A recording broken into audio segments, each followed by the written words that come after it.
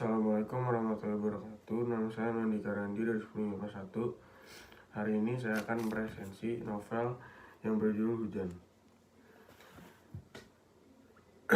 Ditulis oleh Terelie dan diterbitkan oleh Gramedia Pustaka Utama. Terbit pada tahun 2016 dan memiliki halaman 320 halaman dan tebal 20 cm. Ukuran 13,5 kali 20 cm, ISBN 9786030324784 dan memiliki berat 500 gram. Novel ini menceritakan tentang Esok dan Lail yang memerankan tokoh utama.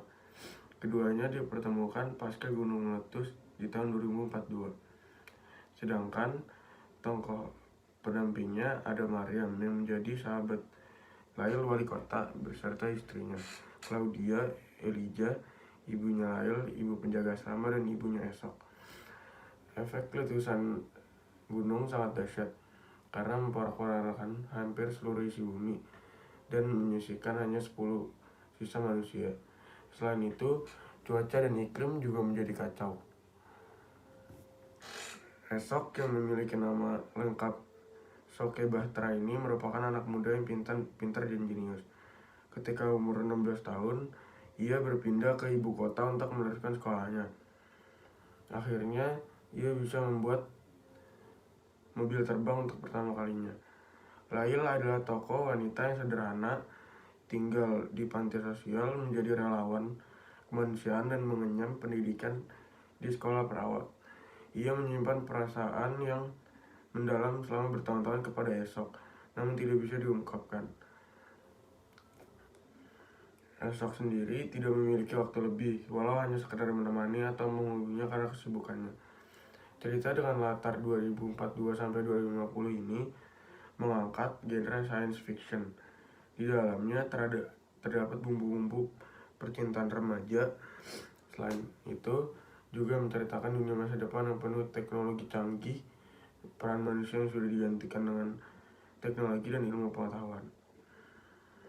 Manusia semakin dimanja dengan teknologi yang ada, tidak perlu memasak, menjahit, dan mengerjakan aktivitas lainnya. Namun, manusia tidak bisa lepas dari kodratnya, memiliki berbagai jenis perasaan seperti sedih, cinta, rindu, benci, dan lain-lain. Inilah yang menimbulkan konflik dalam cerita. Pertama-tama diawali dengan kedatangan Lail yang dimodifikasi ingatannya. Saat ditanya, ia menjawab ingin melupakan tentang hujan.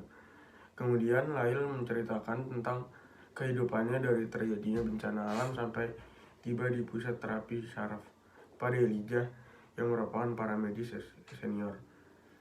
Kelebihan dari buku ini adalah topik yang diangkat dalam cerita dikemas dengan bahasa yang ringan dan gampang dipahami.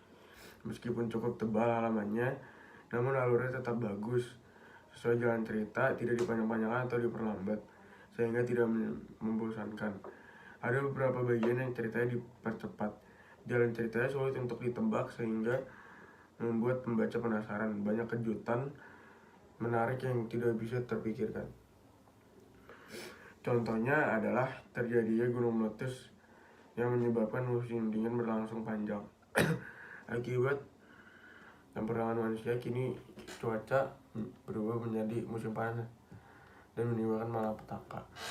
Ditambah lagi dengan kehadiran berbagai teknologi canggih seperti anting-anting yang berfungsi untuk memandu online, kendaraan tanpa sopir, alat komunikasi yang ditanam di tangan, dan masih banyak lagi. Ketiadaan sinopsis pada sampul belakang dan daftar isi ini mengundang daya tarik pada novel karena sukses membuat semua orang penasaran untuk mengikuti sampai akhir. Kekurangannya, satu, karakter Lail dalam cerita kurang kuat karena hanyalah gadis cengeng yang lemah dan tidak memiliki inisiatif. Tanpa adanya Maryam, Lail tidak mungkin mencapai kisah berhasilannya. Dua, semua aspek yang terkandung pada cerita hanya seputar ilmu pengetahuan dan teknologi saja tanpa memiliki agama. Meskipun penulis telah menyebutkan bahwa secanggih apapun teknologi